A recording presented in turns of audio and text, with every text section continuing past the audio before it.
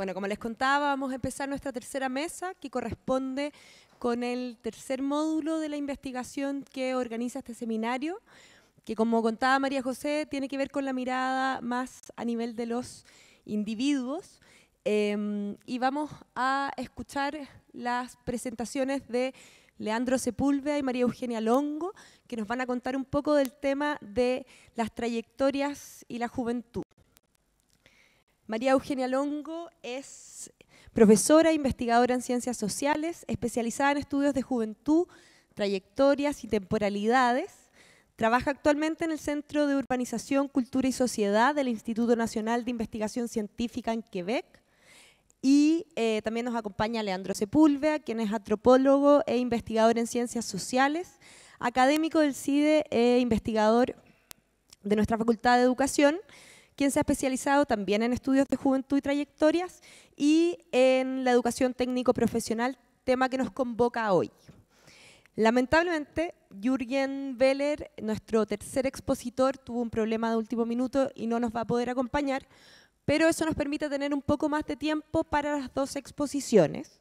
La idea es que cada presentación sea de 30 minutos.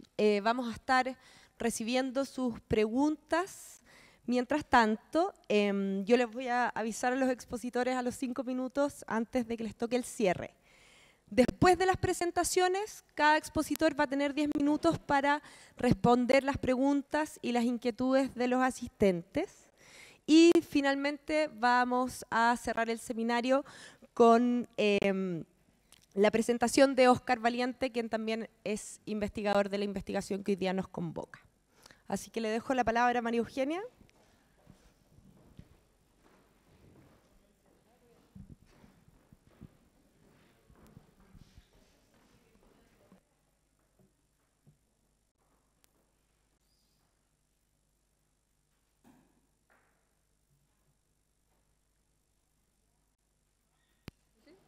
Hola, ¿me escuchan? 1, 2. Estoy muy alta, ¿no? Como tú quieras.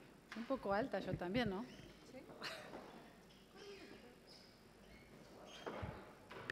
No veo la pantalla. Perdona. No veo la pantalla. Bueno, ante todo, muchas gracias por la invitación para presentar en el seminario, pero también por la invitación para compartir en realidad todas estas discusiones que están teniendo con educación técnica, sobre educación técnica, el proyecto y varios proyectos, en realidad, porque no hay uno solo, que me interesan mucho porque, bueno, a diferencia de la mayoría, yo vengo más del lado del trabajo, soy socióloga del trabajo y de las relaciones profesionales, pero siempre he analizado la cuestión de las transiciones educación-trabajo desde esta perspectiva, así que escuchar en realidad el mismo tema, las mismas cuestiones, pero desde la perspectiva de la educación siempre me parece fascinante. Bueno, esta mañana nos focalizamos principalmente en las cuestiones de sistemas, de dispositivos, de políticas, y ahora vamos a hablar de las trayectorias de los jóvenes que reciben o que no reciben esas políticas y que participan o transitan por esos sistemas. El pedido que me han hecho acá el equipo al principio tenía que ver con la cuestión de poder presentar la perspectiva a partir de la cual he abordado todos estos años en investigación las trayectorias laborales de los jóvenes, que ha sido el principal objeto de estudio desde hace más o menos 10 años en distintos países, jóvenes argentinos, jóvenes franceses, jóvenes canadienses. Así que voy a tratar de ir dando ejemplos de distintas investigaciones, pero principalmente concentrarme en los enfoques que fui utilizando y con los que analicé las trayectorias, sabiendo que los considero claves para entender las trayectorias y entonces también para pensar dispositivos y políticas para jóvenes que tengan en cuenta o que tocan las trayectorias. Bueno, voy a empezar fuimos mencionando de alguna u otra manera esta cuestión. Ahí se encendió, ¿no?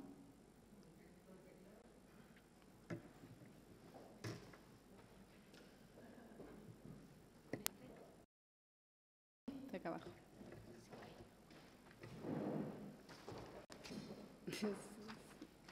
No me cuentes estos minutos. Gracias. Bueno, voy a empezar hablando del contexto histórico. La realidad es que más allá de lo que podemos ver en los objetos, que son nuestras trayectorias y nuestros jóvenes, que no son objetos, son sujetos, pero que estudiamos como objetos de estudio, las trayectorias laborales de los jóvenes hoy se construyen en un contexto particular. Es un contexto principalmente de cambios en el empleo, de cambios en la educación, de cambios en las desigualdades y de cambios también en las temporalidades sociales. Bueno, los jóvenes hoy trabajan en condiciones más precarias que hace algunas generaciones, con diferencias según los países, pero la realidad es que los marcos regulatorios de seguridad y protección del empleo se han flexibilizado y disminuido a lo largo de las últimas décadas, casi para la mayoría de los países. Es también, y en particular para contextos como los latinoamericanos, un contexto de mayor precariedad y de informalidad en el empleo, no solamente de mayor flexibilidad de las tecnologías, de los contratos o de los puestos, también de mayor informalidad y precariedad, lo cual agrega factores de vulnerabilidad en el empleo. Los jóvenes además se forman en un marco diferente en el que lo hacían otras generaciones previamente. No solamente porque la institución clásica de la socialización escolar se transforma como la escuela, sino también porque el sistema se multiplica. Esta mañana tuvimos un montón de ejemplos de cómo se fragmenta, se diferencia, se multiplica. Pero esta construcción diversificada del sistema de la educación también se va dando paralelamente a la construcción de un paradigma que algunos llaman la sociedad del conocimiento, pero podemos poner, en Canadá en todo caso lo llamamos así, pero le podemos poner otro nombre. En todo caso es un paradigma en donde no solamente las instituciones cambian, también cambian las concepciones acerca de lo que hay que aprender, la importancia que se le da a los recursos destinados a la educación, a la comunicación, a la cultura, a la información. También en ese marco la educación se instrumentaliza, no es raro que hemos hablado tanto de competencias esta mañana también, y se instala también esta idea del aprendizaje permanente o del aprendizaje a lo largo de toda la vida, que en realidad necesariamente alarga el periodo de formación también en el imaginario, no solamente en la práctica para los que lo logran hacer o aplicar. Entonces eso es importante tener en cuenta. En ese contexto, hoy los jóvenes construyen trayectorias.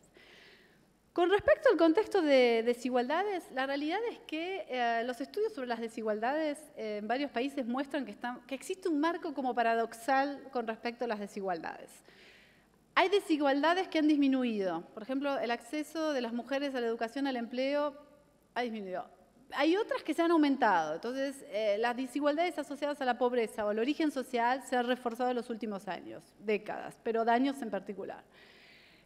Hay nuevas desigualdades. Hoy no tenemos que lidiar con las que conocemos, tenemos que lidiar con un cúmulo de desigualdades en las trayectorias, a veces creadas por la segmentación en el mercado de trabajo, por ejemplo, en donde dos personas que hacen exactamente el mismo empleo están uno al lado del otro, tienen dos contratos distintos, reciben salarios distintos, etc. Entonces, estamos confrontados a desigualdades que aumentan, que disminuyen, nuevas y que sobre todo se acumulan y se articulan en las trayectorias de maneras distintas.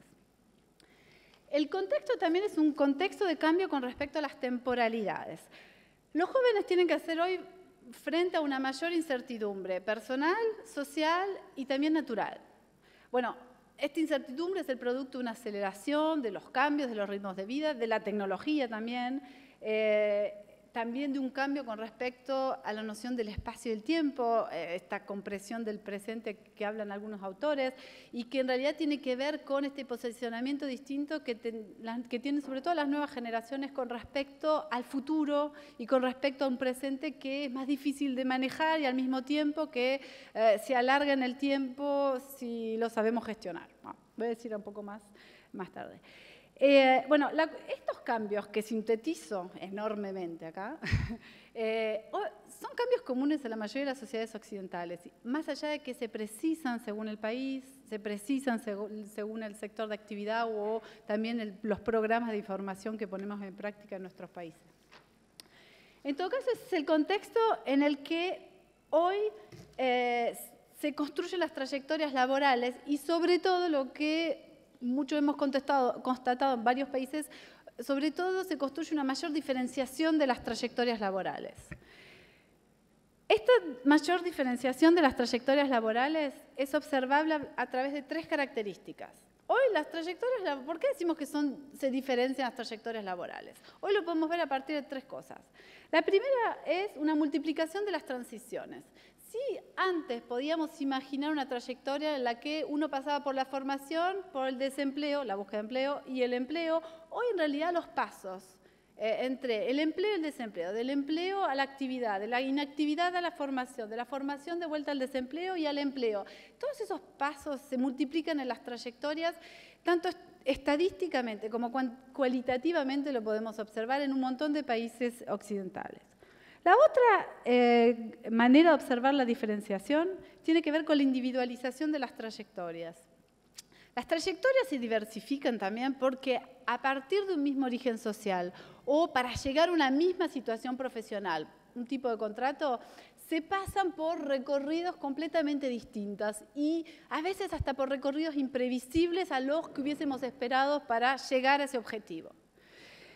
Las trayectorias también se diversifican porque es cierto que los estados, con este interés de poder intervenir a los problemas de formación y de trabajo de los jóvenes, han desplegado toda una serie de dispositivos en unos cuantos países para poder atender y solucionar estos problemas.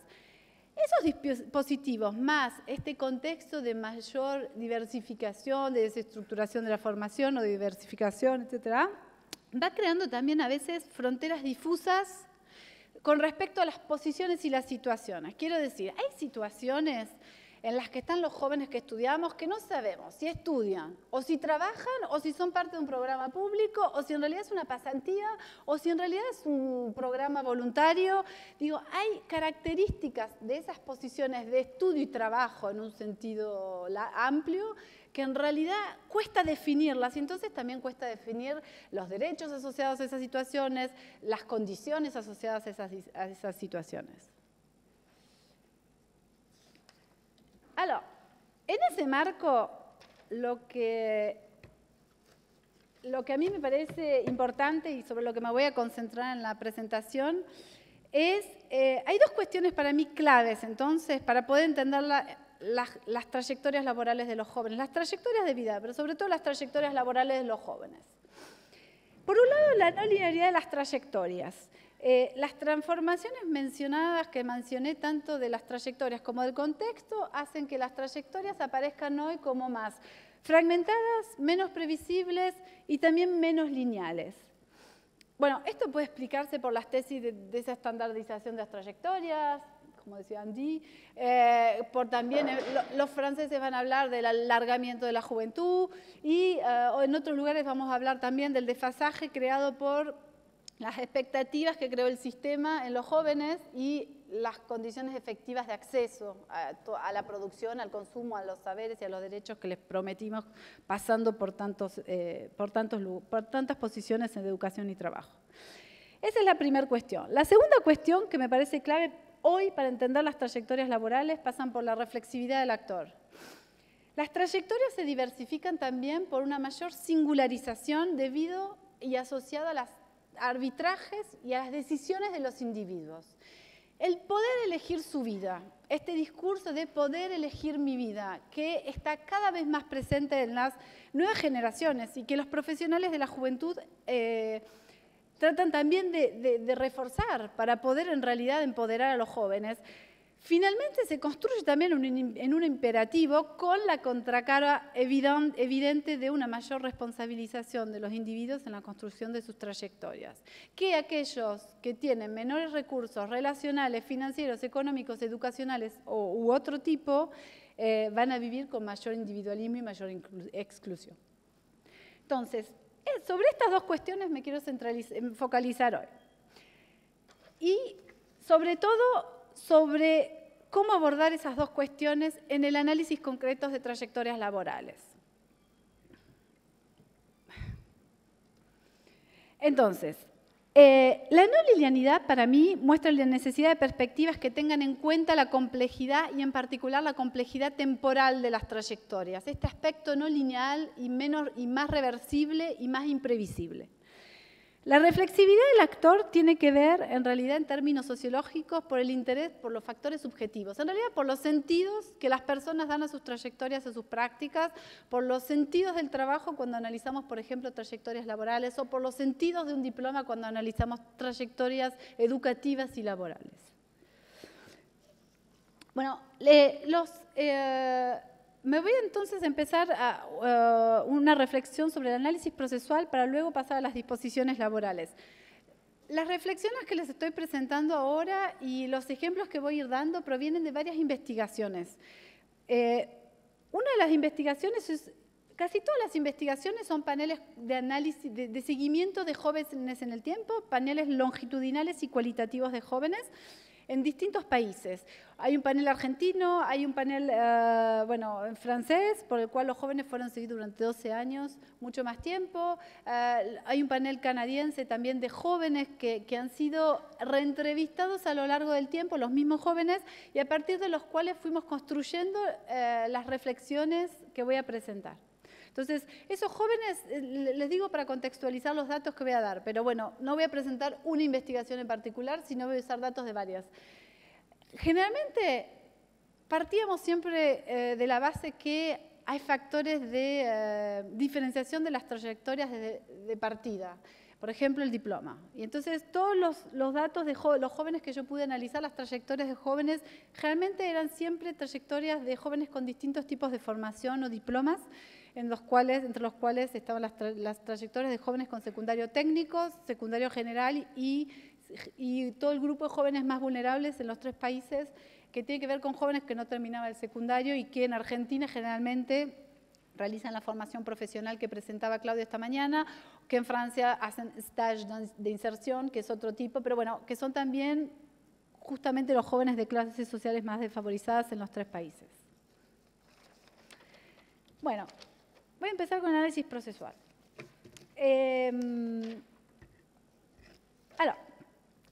Respecto a la no linealidad de las trayectorias, todas las perspectivas que buscan operacionalizar y profundizar el rol del tiempo, del cambio, de la articulación y la configuración de factores en el análisis de un fenómeno son pertinentes.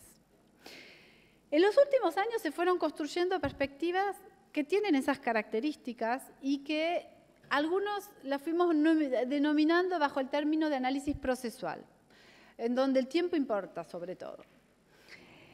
El análisis procesual tiene 4 principios. La primera tiene que ver y que voy a ir presentando a continuación, así que ahí tienen la lista de los 4, luego los voy a desarrollar. En todo caso, a través de la idea del estudio de los fenómenos sociales como procesos sociales, se busca en realidad cuestionar la visión lineal e irreversible de las trayectorias sociales e individuales. Y en eso les voy a ir desarrollando. El primer principio de la configuración de factores tiene que ver con que el análisis procesual destaca la necesidad de aumentar los factores de observación de una trayectoria hoy en día. Como la clase, el origen social o el sexo determinan, pero no determinan como antes las trayectorias, el poder agregar otros factores pertinentes para el estudio, para el fenómeno que estamos estudiando, se vuelve imperativo. A veces se trata de agregar las disposiciones simbólicas y los sentidos, los factores subjetivos. A veces se trata de agregar los sectores de producción en los cuales los jóvenes se insertan. A veces el paso por las instituciones o el paso por dispositivos públicos. A veces el tamaño de las empresas son los factores discriminantes. Y la idea de poder adicionar factores se vuelve necesario. Ahora bien, según la perspectiva procesual, aumentar la lista de factores no alcanza. Porque un factor no opera de la misma manera en relación a los otros en las distintas trayectorias. Entonces, es el modo de imbricación, en realidad. Es la manera en que los distintos factores se conjugan entre sí, se determinan, se afectan, se anteceden o se preceden, en realidad, lo que constituye la verdadera clave de lectura del análisis de las trayectorias. Por ejemplo, un diploma técnico puesto al servicio de una pequeña o de una mediana empresa, al servicio de un sector de alta o de baja productividad, interpretado por el joven como un paso transitorio por ese empleo o interpretado por el joven como un empleo durable para hacer carrera, el diploma técnico va a tener un efecto distinto en el conjunto y conjugado todos esos otros elementos. La búsqueda de estabilidad, por ejemplo, lleva a algunos jóvenes a insertarse rápidamente, aún sin diploma, en una búsqueda progresiva de estabilidad, mientras que esa misma interés en la estabilidad lleva a otros jóvenes, por ejemplo, a postergar su inserción hasta que encuentren el empleo que tiene la estabilidad deseada. Entonces, un mismo factor en la trayectoria, una representación, un diploma, una característica social o una característica individual, tiene efectos distintos en la trayectoria en la medida que se conjuga de manera distinta con los otros factores.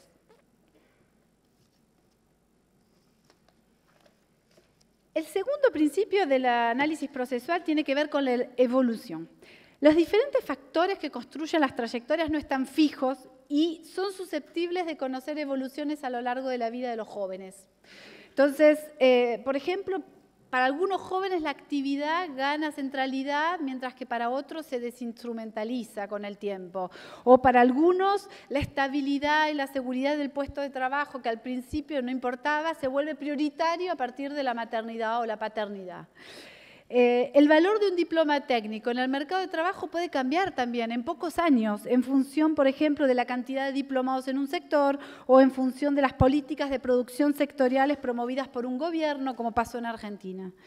Entonces, mismo la posición de clase puede cambiar, porque la interpretación que puede hacer el individuo de su posición en algún momento como un límite, por ejemplo, una posición de clase baja, puede convertirse en una posibilidad de acceso a un dispositivo interesante de formación y trabajo más tarde en la trayectoria de ese joven. Entonces, los factores que analizamos no solamente hay que multiplicarlos, conjugarlos, sino hay que observar la evolución de esos factores que no son fijos y cambian con el tiempo. Ahora bien, los factores, las evoluciones de los factores de las trayectorias no son solamente progresivas y suaves a medida que los jóvenes crecen. También hay cambios bruscos, crisis, rupturas, discontinuidades brutales que todo el estudio de las bifurcaciones, las reorientaciones, turning point, trataron de captar y analizar y estudiar. Y todas esas rupturas, crisis, cambios bruscos en las trayectorias, sin esos elementos, los análisis tienden a focalizarse en la continuidad y la coherencia de las trayectorias y dejar de lado lo que se abandona y lo que cambia. Sin embargo, todo eso puede tener un valor heurístico importantísimo. Por ejemplo, observar lo que dejan de lado los jóvenes más vulnerables. Es interesante porque es un espacio, es la oportunidad de identificación de espacios sobre los cuales quizás un dispositivo tiene que crear puentes. Entonces, observar lo que se abandona, lo que cambia, lo que se deja de lado es tan importante como observar la continuidad y lo que permanece en el tiempo.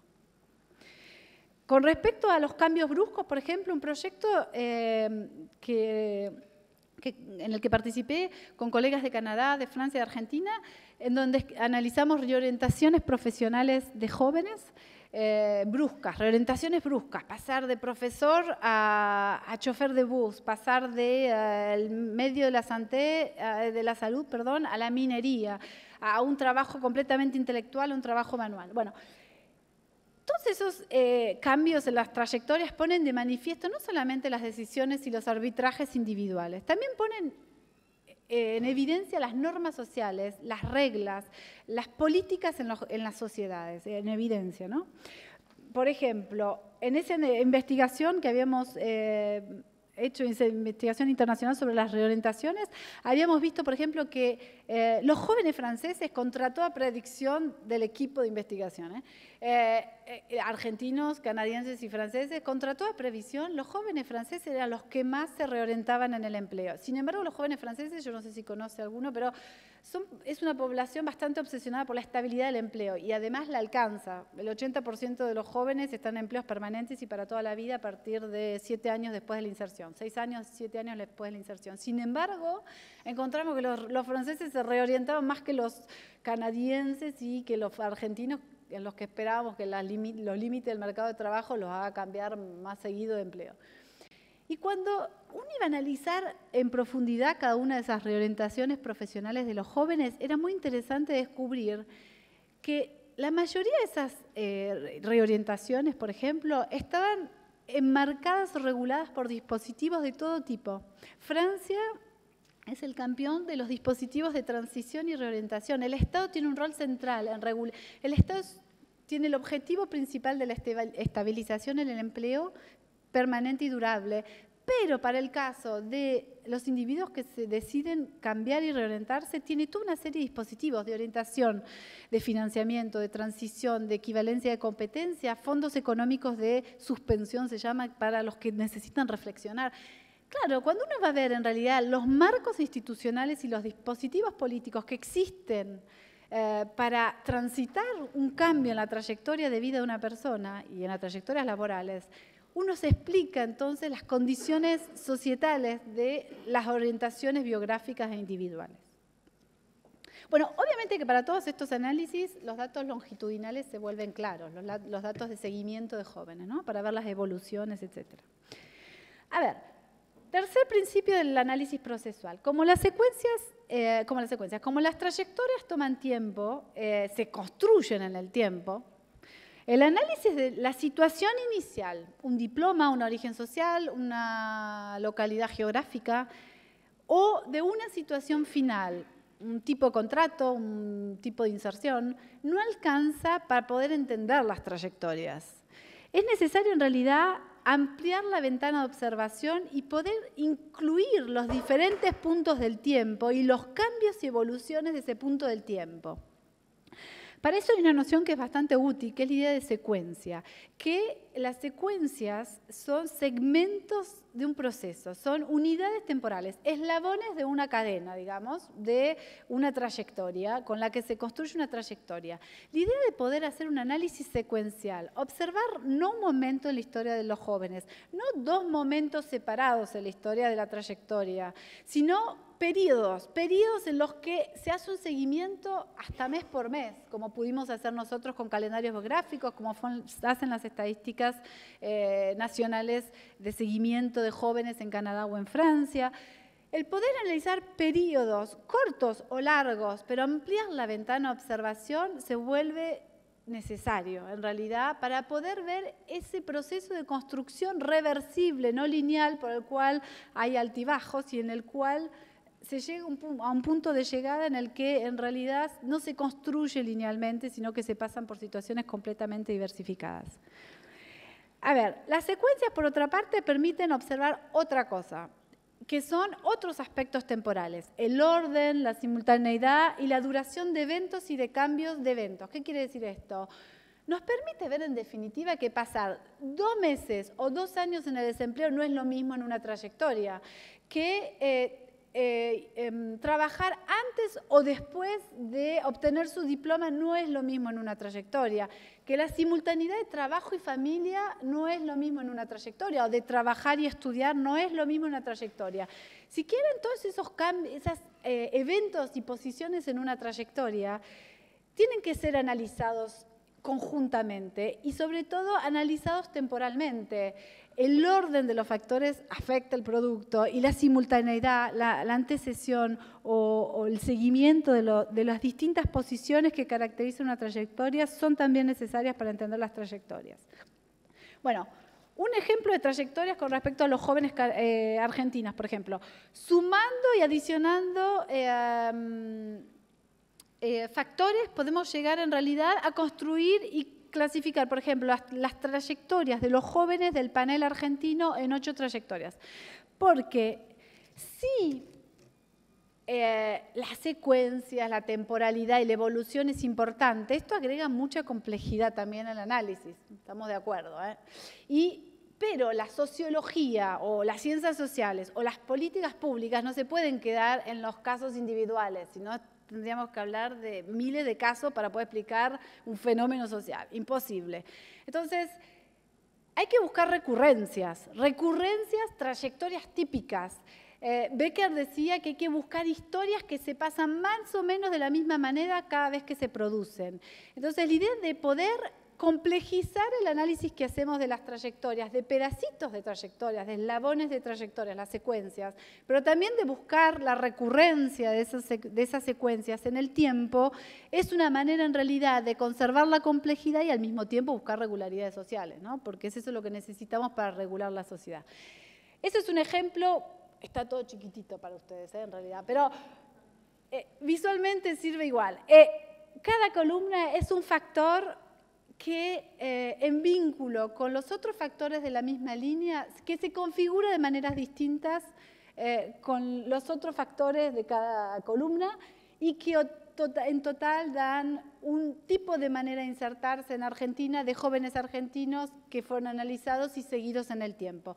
Lo que tiene diferencia quizás con una lista típica de una trayectoria típica, ideal típica, etcétera, es que tenemos el tiempo. Hay momentos del tiempo ahí adentro, en esa lista de factores y columnas que ustedes ven, en donde algunas de esas secuencias, cada una de la primera columna, habla de secuencias de evolución o de permanencia en el tiempo de esos mismos factores. Y eso es importante, sobre todo para la parte que sigue las trayectorias.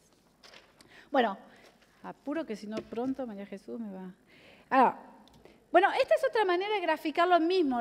Este es un análisis más cuantitativo de secuencias, que se lo había prometido a Leandro, pero que mucho no voy a explicar porque no tengo tiempo. Pero las secuencias que les acabo de mostrar con letra chiquitita y no entienden nada, bueno, acá lo pueden ver en realidad, cada color significa una posición o una conjugación de posiciones. Empleo, desempleo, pero también puede implicar estar trabajando, estudiando y tener un hijo. Y entonces podemos ver 7 maneras, 7 secuencias en el tiempo. Tenemos el tiempo, tenemos la duración y tenemos la presencia simultánea de acontecimientos. ¡Oh! No, falta todavía, pero bueno. Bueno, el último punto del análisis procesal tiene que ver con, bueno, ¿qué es lo que mueve un proceso? ¿Qué es lo que hace configurar los factores? ¿Qué es lo que hace cambiar bruscamente de orientación? Entre dichos motores de la acción, en realidad la intencionalidad de los actores es clave. Los sentidos que los actores y las personas y los jóvenes le dan a sus prácticas, todos le damos a nuestras prácticas, pero los jóvenes, porque analizamos trayectorias de jóvenes, son centrales para entender las trayectorias de los jóvenes. La intencionalidad, la manera en que se construye el sentido de un factor, el sentido de un diploma, el sentido de nuestra posición de clase, la visión del mercado de trabajo son centrales. Y es lo que yo analicé a través de la idea de disposiciones laborales que voy a resumir a continuación. Ahora, a mí me parece que la cuestión de las intencionalidades, las subjetividades son tan importantes que por eso le dedico a este punto un poco más. La cuestión de las disposiciones laborales yo lo analicé a partir de 4 dimensiones.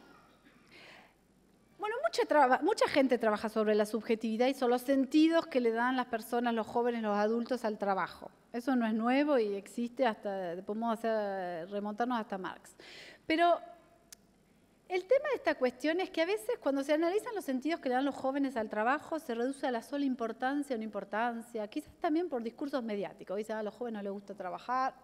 Bueno, realmente se tiende a reducir las dimensiones que los jóvenes cargan de sentido cuando piensan o en el trabajo o cuando trabajan. Esto es lo que vino a tratar de abordar la idea de disposiciones laborales. Las disposiciones laborales sintetizan las relaciones práctico-simbólicas con la actividad, con el empleo, con el trabajo y con el mundo laboral, que no son lo mismo.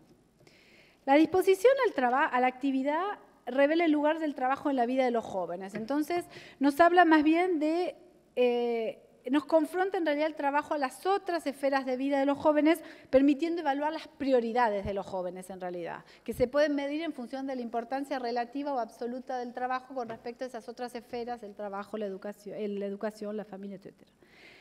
La disposición al trabajo nos habla de las razones que llevan a trabajar a los jóvenes y que en realidad, más allá de la centralidad o la marginalidad del trabajo en la vida de los jóvenes trabajan por razones variadas que van desde la retribución a la autonomía o a la búsqueda de vínculos entre la formación y el empleo. La disposición al empleo nos habla de otra cosa más concreta todavía, que tiene que ver con los criterios movilizados por los jóvenes para elegir empleos concretos. más allá de la marginalidad o la centralidad del trabajo en la vida de un joven, más allá de querer trabajar por la realización personal o el reconocimiento social, a la hora de decidir un empleo, ¿cuáles son los criterios movilizados por los jóvenes para elegir? Un joven que trabaja por el reconocimiento social o para el desarrollo personal puede ser los horarios, el principal criterio de selección para permanecer, abandonar o elegir un empleo. Y es importante distinguir, porque existen normas de empleo, porque existen valores generacionales distintos a los de los jóvenes y porque existen las normas de las políticas que tienden a concentrar los valores de éxito de una política alrededor de las normas del empleo asalariado, la seguridad, la estabilidad, la inserción, cuando en realidad los criterios que usan los jóvenes pueden ser completamente otros para elegir o para quedarse en un empleo. La disposición al mundo laboral tiene que ver con la visión que tienen los jóvenes del mercado de trabajo y que es central. Esta visión configura una cierta conciencia de las posibilidades y de las oportunidades de empleo que van a estructurar, limitar o en realidad estimular la búsqueda de empleo. Por ejemplo, en el panel argentino, a pesar del mismo contexto similar de recuperación económica, sobre todo para jóvenes técnicos en el 2006, los jóvenes de educación técnica, diplomados técnicos del panel argentino, estaban divididos en dos grupos. Uno que veía el mundo del trabajo como un mundo sin oportunidades y otro que veía el mundo del trabajo como un mundo de oportunidades crecientes, llenas de positivas, sobre todo para los técnicos. Esta visión diferenciada aún de jóvenes de la misma clase social, del mismo diploma y de la misma escuela que habían sido analizados. Esta visión diferenciada del mundo del trabajo, claro, tiene que ver con experiencias previas, tiene que ver con las experiencias del entorno de los jóvenes, tiene que ver con los medios de comunicación. En todo caso, los jóvenes construyen una visión y se posicionan de manera distinta con respecto al mundo del trabajo que va más allá de las condiciones reales del mundo del trabajo. Y esto me lleva a darle el ejemplo también de otra cuestión que hay una investigación que llevamos a cabo en Canadá sobre la información de los jóvenes, cómo se informan sobre el trabajo los jóvenes y los migrantes en Canadá, sobre el mercado de trabajo, y pudimos ver el desfasaje entre la información que tienen los jóvenes y las condiciones reales de trabajo o de producción en el mercado de trabajo, y también el traslado en realidad de las desigualdades previas a la búsqueda de trabajo a la información sobre el mercado de trabajo. Entonces, jóvenes que, por ejemplo, no se acercaban nunca a una agencia de empleo, tampoco sabían buscar en Internet un empleo y tampoco quizás se proponían buscar hasta que surgiera una oportunidad.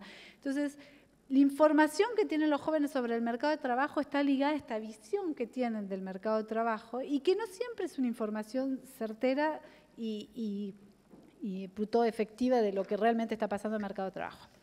Ahora bien, si las disposiciones laborales son importantes, o en todo caso son importantes para mí en mis estudios, en las trayectorias que yo analicé, eran importantes en la medida que me podían ayudar a explicar y a comprender las trayectorias concretas de los jóvenes. A mí desde el principio, cuando me interesé en las cuestiones de subjetividad, es saber cómo eso se relaciona con las prácticas concretas, porque el análisis de los sueños, de los valores, muchos estudios sobre valores del trabajo en los jóvenes, sobre valores sobre los jóvenes, se focalizan sobre la cuestión de valores, pero sin conectarlo después con sobre cómo esos valores afectan las decisiones concretas de una trayectoria laboral. Bueno, a mí me interesaba lo contrario, poder en realidad ver cómo las disposiciones laborales construían decisiones prácticas, las trayectorias, y como teníamos un seguimiento de jóvenes a los que veíamos en el 2006, 2008 y 2011, podíamos ver eso que nos habían proyectado, decidido y contado en el 2006, si se había o no realizado en el 2008, o eso qué lectura hacían en el 2008 de lo que habían hecho en el medio del periodo o desde la última entrevista. Entonces,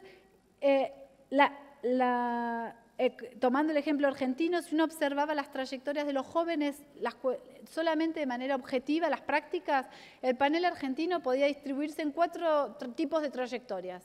Cuando uno iba a analizar las disposiciones laborales al interior de esas trayectorias, eso es entre la primera y la segunda serie de entrevistas, veíamos en realidad posicionamientos con respecto al empleo diferentes al interior de esas mismas prácticas. Y a la tercera serie veíamos que esas disposiciones laborales, esos sentidos del trabajo diferentes sobre puntos de partida similares, como eran esas trayectorias concretas, finalmente diversificaban todavía más trayectorias.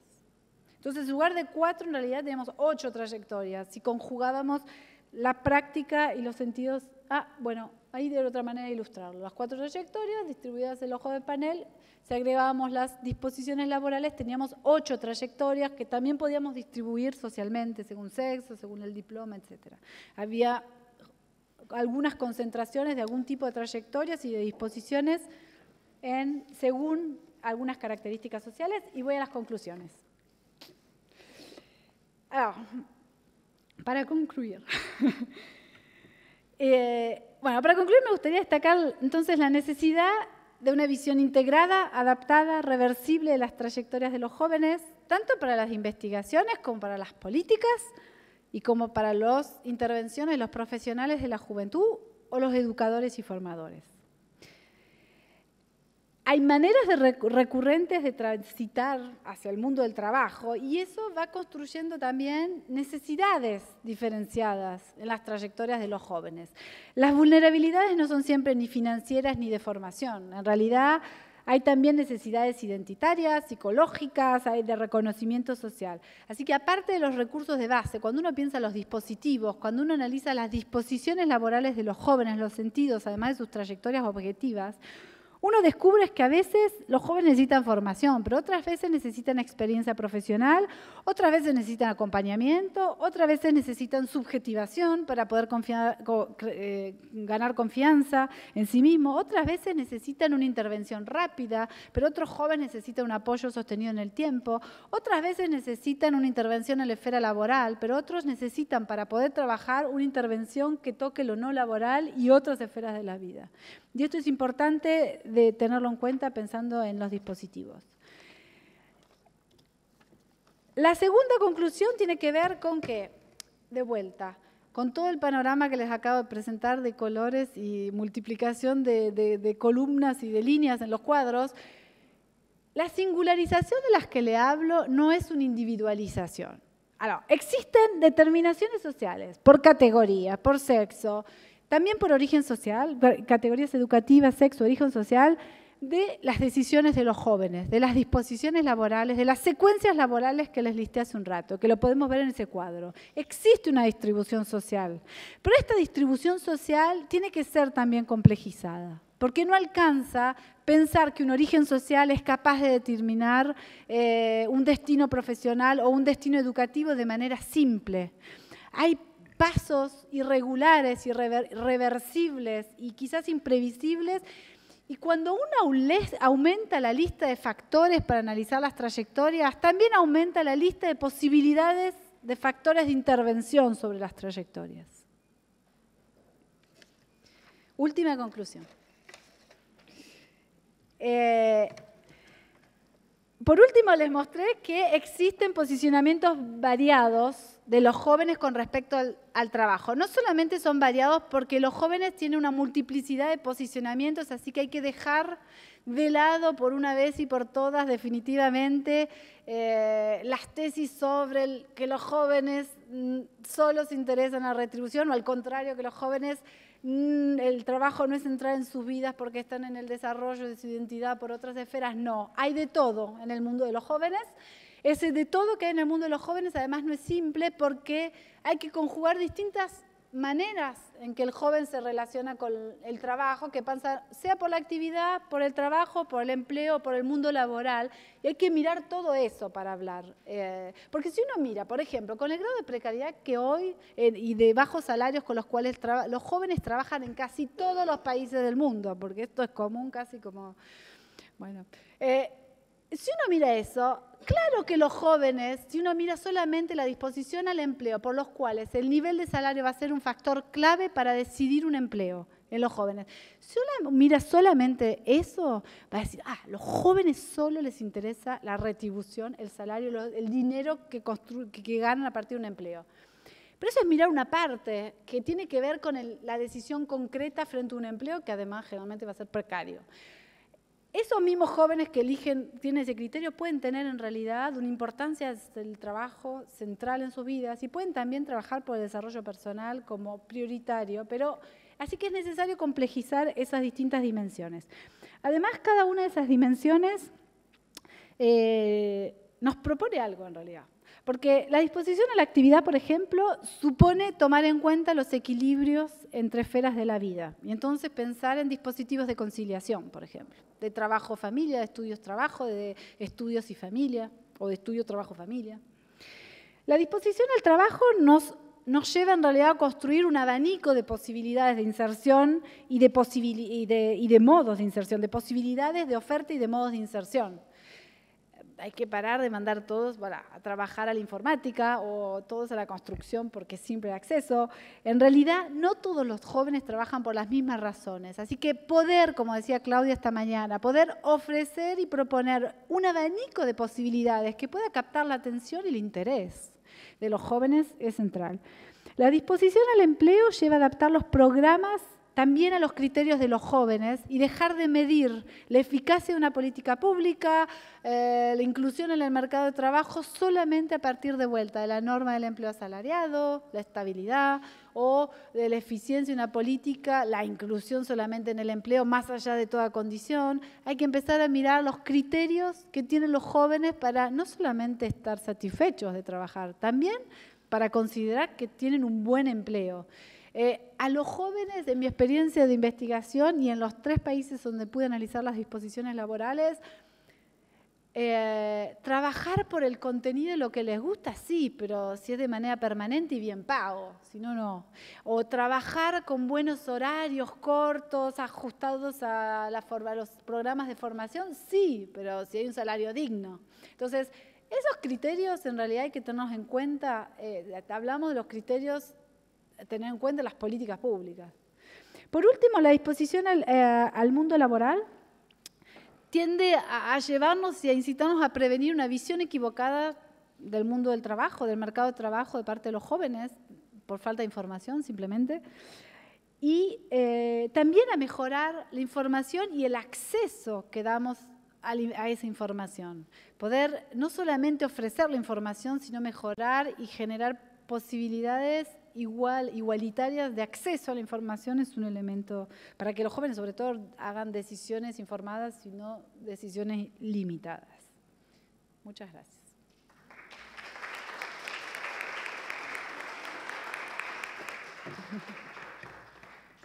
Muchas gracias, María Eugenia. Ahora le doy la palabra a Leandro, que nos va a presentar una exposición sobre las trayectorias de jóvenes egresados de la educación media técnico-profesional y su relación con las políticas.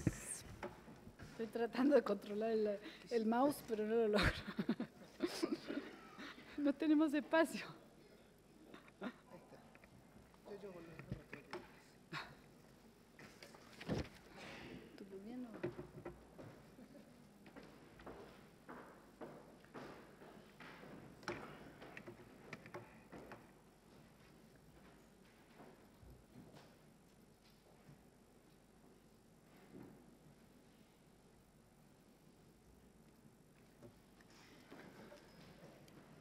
Bueno, buenas tardes.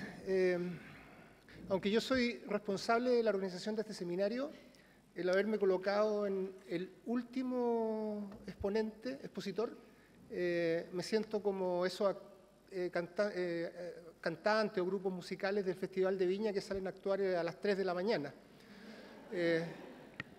Con el agravante que generalmente se tratan de grupos de cumbia o reggaetón, y en realidad mi presentación tiene más algo de bolero. Entonces les pido por favor que ustedes mantengan una actitud propia del público de esa hora y más allá de lo que yo pueda presentar.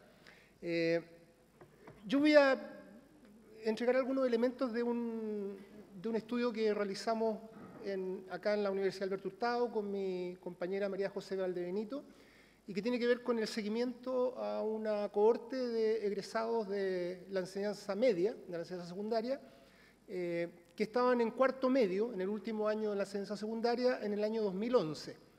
Y hicimos un seguimiento un seguimiento procesual durante 5 años y más allá del conjunto de cuestiones que nos arroja este estudio, lo que yo voy a presentar son algunos elementos que tienen que ver específicamente con los jóvenes egresados de la educación técnico-profesional, que es el foco de interés también de este seminario. Previo a eso, sin embargo, es muy importante entregar algunos elementos de contexto. Aunque varios de esos salieron durante la mañana, me parece que es importante ponerlos nuevamente en referencia para entender un poco cuál es la realidad o la especificidad de los jóvenes de la educación técnico-profesional. Un primer aspecto contextual tiene que ver con la gran transformación que ha experimentado nuestro país en los últimos 10 años y que está asociado a la expansión de la matrícula de educación superior. Tal como se mencionó, Hernán Araneda creo que lo señaló, la cobertura de la educación de nivel superior ha tenido una expansión explosiva en los últimos años, casi se ha cuadruplicado en los últimos 25 años y en la actualidad la tasa bruta de participación en educación superior alcanza el 60% de la población entre los 18 y 24 años. Cuando uno ve la cifra no termina de dimensionar lo que eso significa. Cuando uno toma el metro en las mañanas y viene hacia el sector donde están varios de los campus universitarios, se da cuenta de lo que implica esa masificación, como es casi expulsado por las masas de estudiantes que diariamente concurren a sus centros de estudio. Cerca de 1.200.000 estudiantes que actualmente están dentro del sistema de educación superior y el mercado de la educación superior es uno de los mercados más lucrativos que existen en nuestra economía.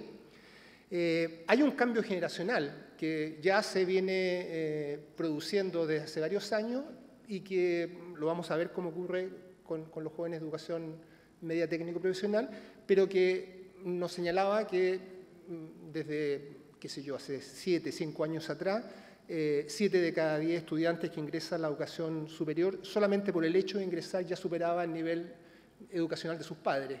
Una transformación muy importante en términos, sin duda, culturales, ¿no? en lo que tiene que ver con la construcción de aspiraciones y con la importancia que tiene la educación como palanca de cambio en las expectativas de vida de los sujetos.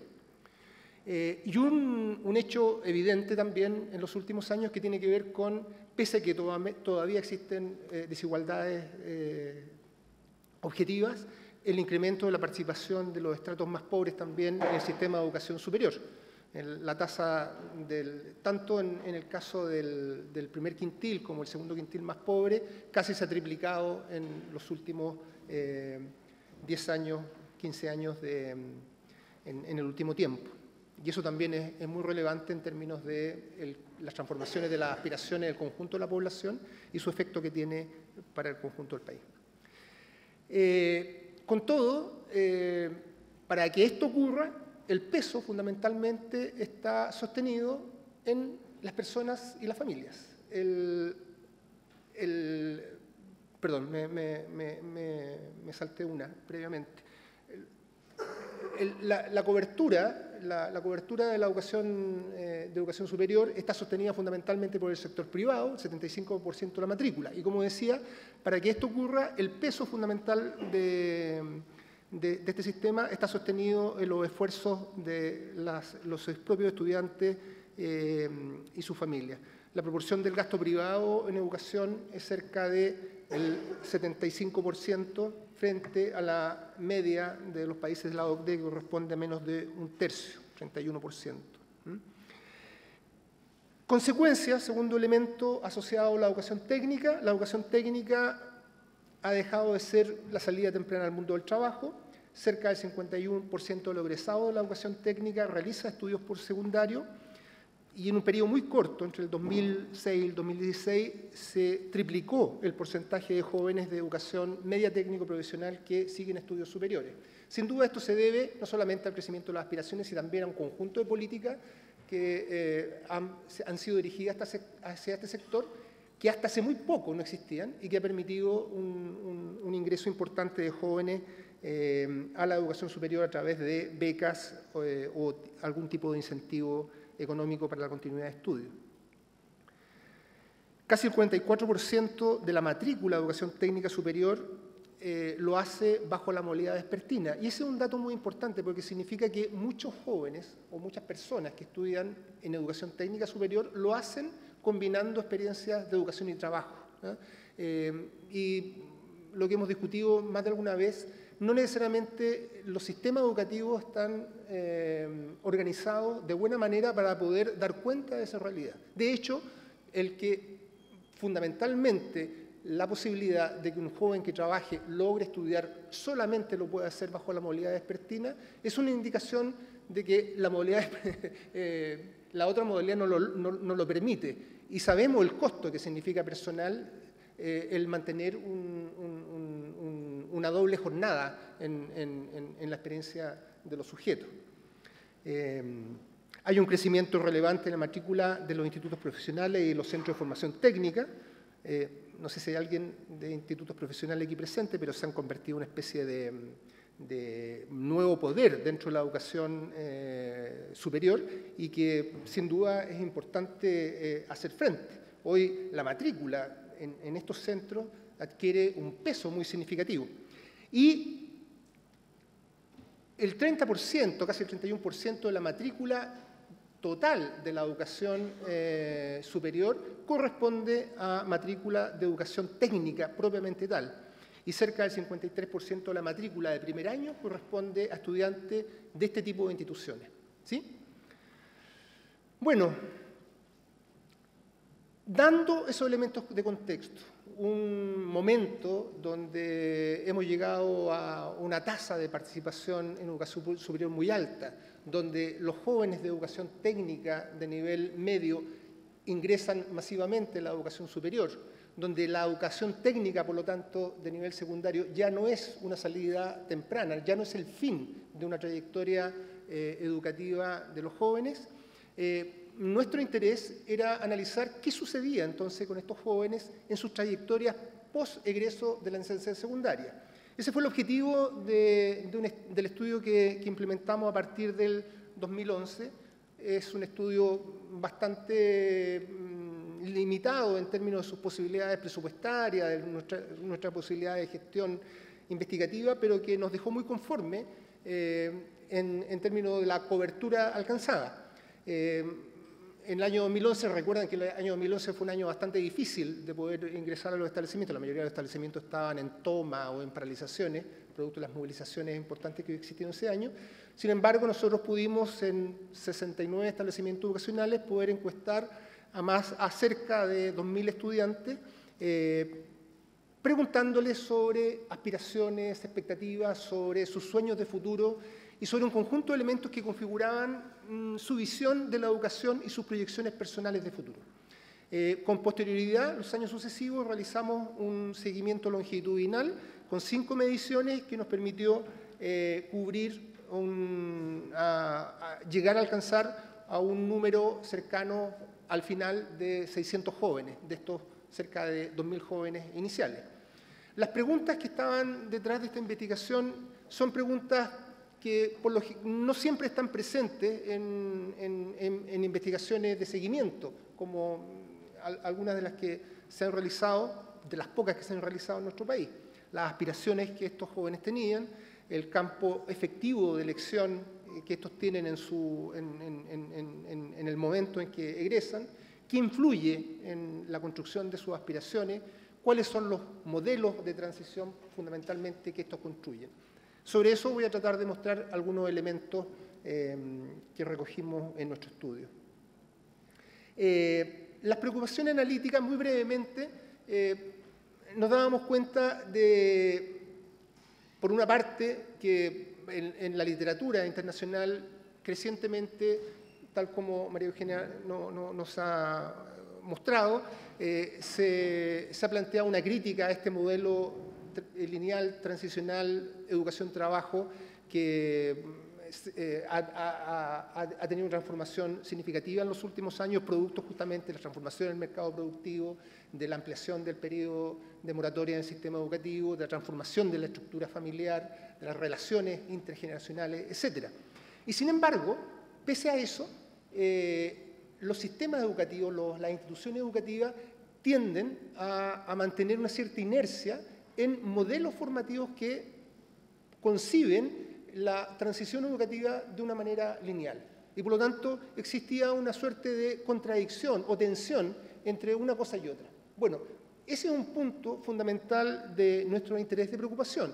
Una investigación como la nuestra de alguna manera podría arrojar luces que permitiese discutir los modelos predominantes en las instituciones educativas, en los currículums formativos, en los distintos modelos sobre el cual se le ofrece alternativas educativas a los jóvenes.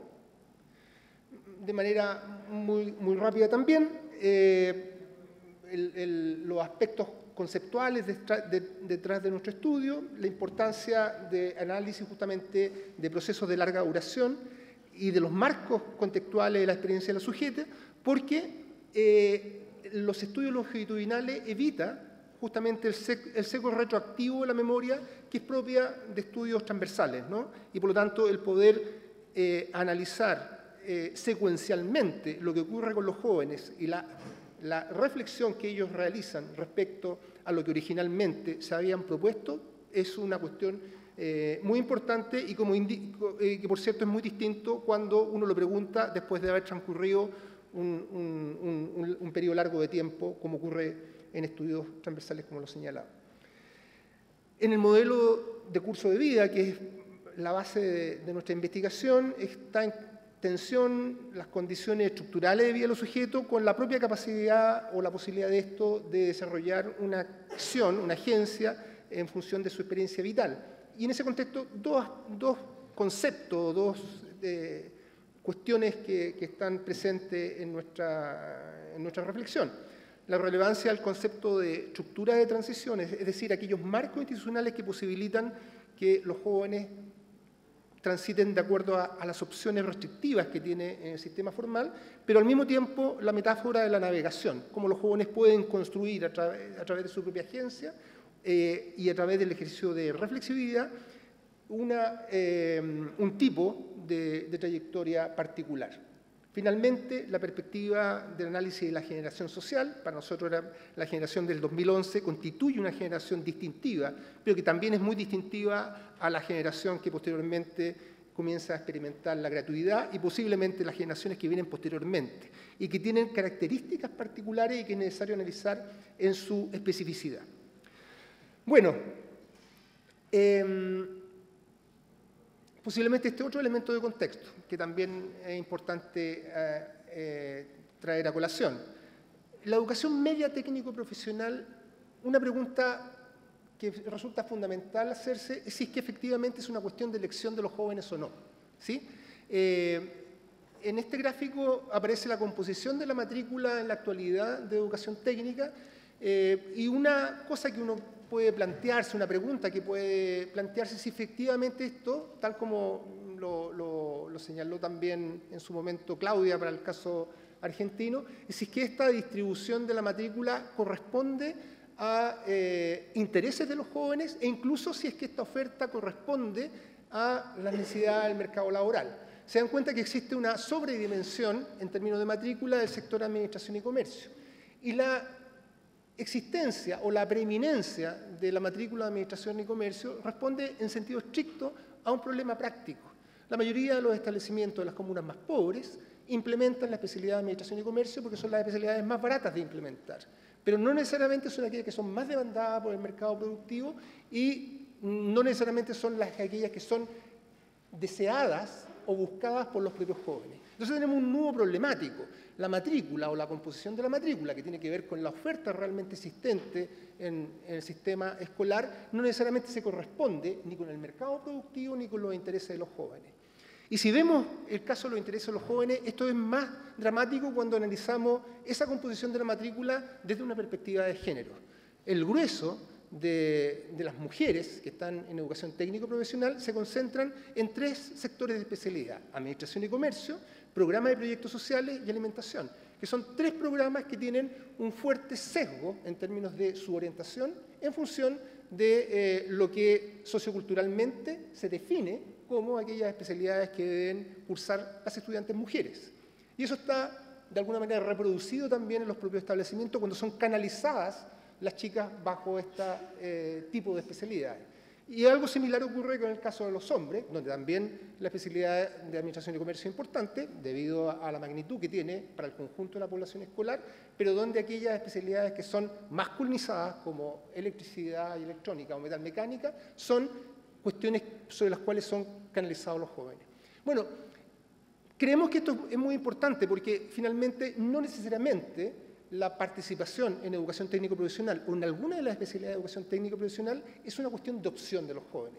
Sabemos además que el ingreso a la educación diferenciada, a la educación técnica, se realiza en el penúltimo año de la educación media, donde se supone que los jóvenes podrían tener ya un determinado tipo de opción vocacional. Sin embargo, cerca del 70% de los establecimientos que imparten educación técnica solo imparten educación técnica. Y por lo tanto, cuando el chico ingresa a un establecimiento en primero medio, a los 15 años, ya está ingresando a un establecimiento de educación técnica que ofrece un campo limitado de especialidades y, por lo general, fuertemente diferenciado cuando existe alternativas para hombres y mujeres entre una y otra alternativa.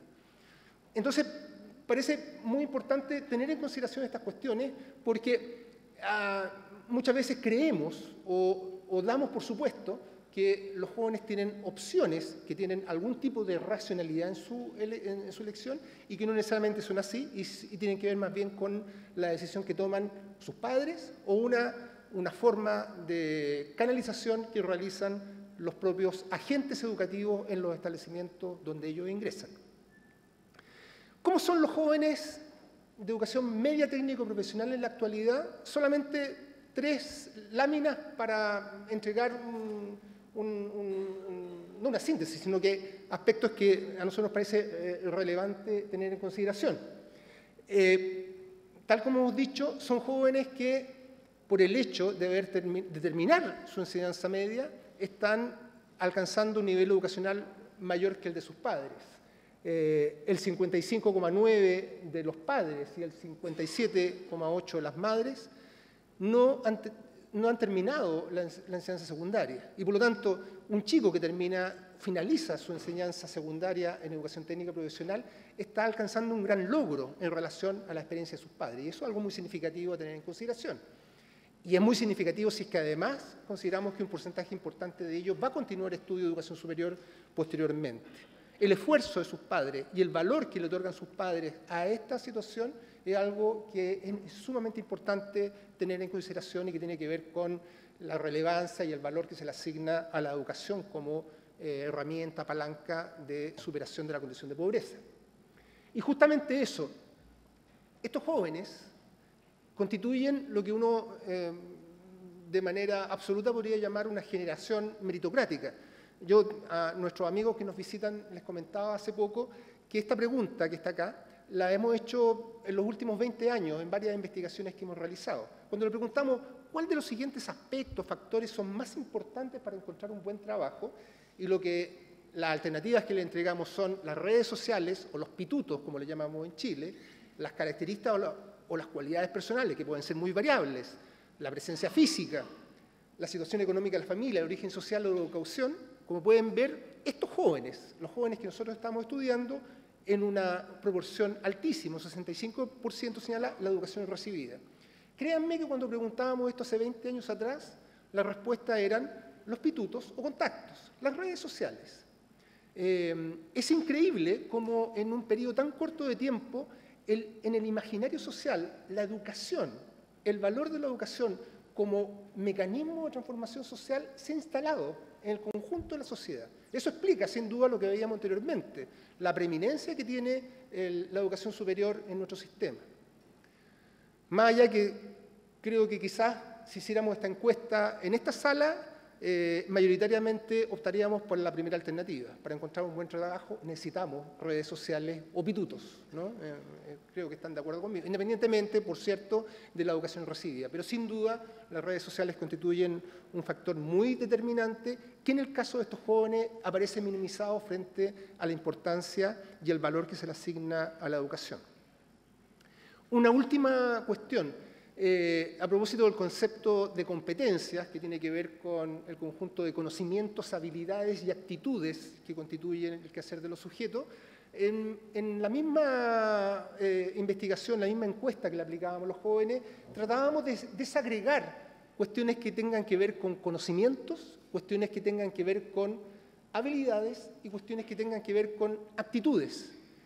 Y al preguntarle sobre qué aspecto es fundamental para poder desempeñarse adecuadamente en un puesto laboral, estos jóvenes respondían masivamente o mayoritariamente las cuestiones actitudinales, minimizando las cuestiones de conocimientos o habilidades y provocando, por lo tanto, un cierto desajuste o una sobrevaloración de una dimensión respecto a la otra. Esta cuestión también yo creo que es muy importante porque significa una concepción de aquellas herramientas de las que yo puedo disponer para hacer frente a mi vida que provoca un desequilibrio. No cabe duda que las cuestiones actitudinales, ser responsable o ser puntual, son muy importantes, pero cuando se sobrevaloran, sin duda se provoca un desajuste en mis posibilidades de futuro.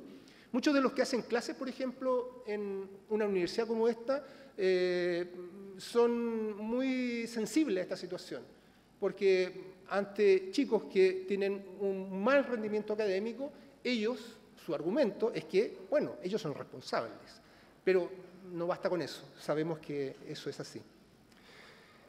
Bueno, la importancia del trabajo en el proceso formativo de quienes estudian educación media técnico-profesional. Esto es una pregunta que realizamos cuando estos chicos estaban en cuarto medio. ¿Cuál es el motivo principal de elección del establecimiento?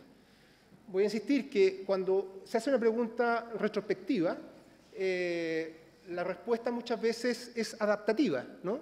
Y por lo tanto los chicos hablan como si estuviesen, en su respuesta estuvieran señalando que fue una elección personal, haciendo los filtros del caso. Sin embargo, de todas maneras, en la respuesta de los jóvenes, y también lo recogimos en un conjunto de entrevistas cualitativas, la cuestión trabajo para la elección de los jóvenes de educación técnica profesional es muy importante. Y por lo tanto hay una asociación muy directa entre estudiar educación técnica en relación a poder formarse de alguna manera en algo que le permita hacer frente al mundo inmediato a través de una actividad laboral. Eso no es igual para todos. Si uno analiza el motivo de elección de especialidad asociado a una cuestión vocacional, observa que, vaya sorpresa, el sector de administración y comercio es el que tiene la mayor desajuste vocacional. Mientras existiendo una alta valoración del trabajo y concibiendo que esa elección tiene que ver con una adaptación vocacional, en el sector de administración y comercio es donde se produce el mayor desajuste. Nuevamente es un problema, porque no solamente es un sector específico, sino que es un sector que es mayoritario, que concentra la mayoría de la matrícula de educación técnico-profesional. Más allá de lo señalado, la disposición a continuar actividades de estudio y trabajo en la especialidad cursada responde un poco a lo mismo, con eso estoy repitiendo un poco lo señalado. Me están diciendo que se me acaba el tiempo, así que me voy a apurar.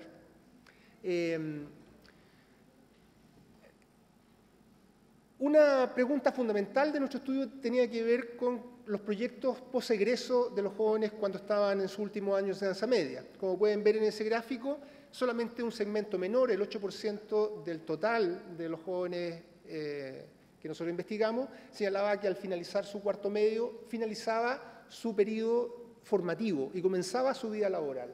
El grueso de los jóvenes señalaba una alta aspiración por continuar estudios una vez terminado el cuarto medio. Sin embargo, existen ciertas diferencias, aunque menores, entre los jóvenes científico-humanistas y técnico-profesionales. Mientras un 3% de los jóvenes de la modalidad científico-humanista señala que su objetivo de vida, su proyecto de futuro corresponde a trabajar y no a estudiar. En el caso de los jóvenes de educación técnico profesional alcanza un 11%. Sin embargo, en ambos grupos, de manera mayoritaria, los jóvenes tienen como objetivo de vida la continuidad de estudio. Sin embargo, cuando uno pregunta sobre aspiraciones, tiene que hacer algunas distinciones que en nuestro caso lo diferenciamos de lo que uno podría llamar las expectativas, es decir, lo que ellos creen que va a suceder al año siguiente. Y cuando hacemos esa pregunta, los jóvenes científicos humanistas, de una manera relativamente similar, mantienen el mismo tipo de aspiraciones. Sin embargo, en el caso de los jóvenes de educación técnico profesional, un porcentaje muy alto manifiesta que van a trabajar. La distinción entre aspiraciones y expectativas entonces es muy importante, porque significa que en la construcción del proyecto personal de los jóvenes TP, la cuestión de combinar estudio y trabajo en su trayectoria de futuro está muy presente. Sin dejar de lado su aspiración de continuar estudio, en los jóvenes TP la necesidad de trabajar en lo inmediato, como una actividad instrumental, como una actividad que le permite resolver problemas económicos inmediatos, que le permite acumular ciertos recursos para poder financiar sus estudios, es algo muy significativo. De un 11% que plantea que va a trabajar y no va a estudiar nunca, en realidad, en términos de lo que ellos creen que va a suceder el año siguiente, cerca de un 33% señala que va a continuar estudios, o sea, que va a trabajar antes de continuar estudios. Y por lo tanto, su perspectiva de trayectoria se vuelve más larga y compleja que sus pares de la modalidad científico-humanista. La disposición a combinar estudio y trabajo es una cuestión relativamente extendida en los jóvenes más pobres y, como ustedes saben, la modalidad científico-humanista está altamente, técnico-profesional está altamente concentrado en los estratos más pobres de nuestra sociedad. ¿Cuál es la situación al año de egreso de estos jóvenes? Bueno, un 31% de los jóvenes TP, si se analizan el cuadro, los cuadros de abajo, un 31% de los jóvenes TP realizan estudios de educación superior, mientras que un 42% de ellos realizan o su principal actividad al año siguiente es trabajar. Si vemos la proyección en los años de estos jóvenes, ese porcentaje de un 31% al año de egreso asciende al 47% en los jóvenes TP hacia el año 2016. Es decir, la trayectoria educativa o el porcentaje de jóvenes que realizan estudios, de aquellos que egresan del ETP, progresivamente en los años sucesivos ingresan a educación superior. Lo que queremos decir con esto entonces es que la experiencia educativa de los jóvenes, educación técnica, tiende a ser más larga, más prolongada y con una mayor combinación de estudio y trabajo, ¿no? Ahora, quienes no continúan estudios, por lo general, sus argumentos son fundamentalmente de tipo económico. No continúan estudios porque simplemente no pueden financiar sus estudios. Un 45% de los jóvenes que están en esa situación señalan esa alternativa. Y una cuestión que nos resulta muy importante, para nosotros ha sido complejo el poder hacer un seguimiento a los jóvenes que trabajan. Resulta un poco más fácil seguir a los jóvenes que estudian. Pero una cuestión que nos llama poderosamente la atención es que a la muestra de jóvenes del sistema TP que nunca han estudiado y después de 3 años de egreso, nos encontramos con un porcentaje muy bajo de aquellos jóvenes que manifiestan que su actividad laboral está asociada directamente con la especialidad cursada. Y cuando le preguntamos en qué tipo de actividad laboral se desempeñan, por lo general mencionan actividades que uno podría cuestionar que estén asociadas a un proceso formativo de especialización en la especialidad cursada. Por lo tanto, aquí hay un desajuste entre una propuesta formativa, una propuesta curricular formativa y lo que efectivamente ocurre en el mercado laboral. Para decirlo de otra manera, en realidad parecería que tendrían más posibilidades y valdría la pena que aquellos egresados de la educación media técnico profesional de alguna manera continuaran estudios antes de insertarse en el mercado laboral, porque el mercado laboral no reconoce sus títulos y sus posibilidades de actividad laboral está restringida a labores relativamente poco remuneradas y de baja calificación, y que no se corresponde con lo que curricularmente, eventualmente, implica un título de nivel de técnico medio. Las trayectorias durante el periodo que hemos realizado la investigación, como les decía, los jóvenes de educación media técnico profesional siguen en un 47% estudios de educación superior, tienden a ser relativamente estables en la continuidad de estudio, pero sin embargo con ciertas interrupciones o rupturas. Esas interrupciones y rupturas son más evidentes en aquellos jóvenes que estudian en educación técnico superior, como ocurre en el caso de CFT o IP. Cerca de un 40% tienen interrupciones o rupturas en su proceso formativo, aunque no necesariamente abandonan el sistema educativo. Lo que se produce son fundamentalmente saltos dentro de esa experiencia. Sabemos que la tasa de abandono en primer año en educación técnica superior es la más alta en CFT, cerca de un 30% el primer año abandona educación técnica. Y según lo que nos han señalado mucha gente de centros de este tipo, los chicos que estudian educación técnica a nivel superior no fracasan en los ramos de especialidad, fracasan en los ramos generales, en matemática, en física, en aquellos que tienen que ver justamente con aspectos de su formación general. Los modelos de trayectoria del conjunto de los jóvenes, uno podría mencionar 4 tipos de modelos muy generales: aquellos que solamente continúan trayectoria educativa, independientemente que ésta sea continua o discontinua, cambiando, por ejemplo, de una carrera o de una especialidad; sincrónica, aquella que combina educación y trabajo, que tiene una fuerte predominancia en los jóvenes TP; solamente laboral, o bien de lo que uno podría llamar esto de entradas y salidas, lo que a mí no me gusta el concepto este de yo-yo, pero bueno, está relativamente generalizado como la metáfora que explica las entradas y salidas al mundo del trabajo. Pero en el caso de los jóvenes TP, sin duda la trayectoria educativa tiene menos preeminencia que las trayectorias sincrónicas o las trayectorias yo-yo. Y eso hace la distinción con los jóvenes de la modalidad científico-humanista. Lo que quiere decir esto, finalmente, es que las trayectorias de los jóvenes TP, existiendo un porcentaje importante de jóvenes que ingresan a la educación superior, tienden a ser más largas, más complejas y más diversas que aquellos que egresan de la modalidad científico-humanista. Sin embargo, la tasa de egreso de la educación superior, no tengo un cuadro en este caso, por lo menos en nuestro estudio, a 5 años de finalizado el estudio, es muy baja para ambos niveles. Y por lo tanto, los jóvenes científico-humanistas, pese a que tienen menos experiencia de combinación estudio-trabajo, tienen menos trayectorias propiamente de tipo laboral, o tienen menos trayectorias yo-yo, en sentido estricto, también tienen una trayectoria lineal, pero cambiante dentro de la educación superior.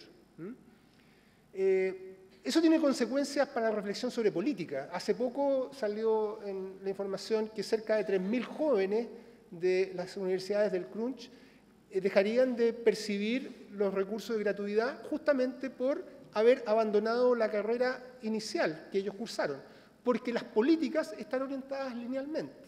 La gratuidad está pensada o está definida políticamente por una cuestión presupuestaria para que un joven comience y termine una carrera en esa misma carrera y en un periodo de tiempo delimitado. Lo que nos dan cuenta estudios como estos es que efectivamente la experiencia de los jóvenes, las trayectorias de los jóvenes no se condicen con esa realidad y por lo tanto el cuestionamiento y el señalamiento que uno podría hacer a las políticas es que, bueno, esas políticas deberían ser más funcionales justamente al tipo de trayectoria que efectivamente experimentan los jóvenes en la actualidad. Una última, estoy absolutamente pasado el tiempo, pero como soy organizador de este evento, me tomo la palabra para finalizar.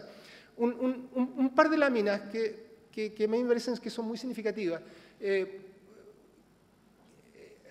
Llega a ser emocionante, creo, reflexionar sobre el esfuerzo que hacen las familias chilenas por entregarle educación a sus hijos en un sistema que es tan regido por leyes de mercado y que exige tanto costo económico a las familias.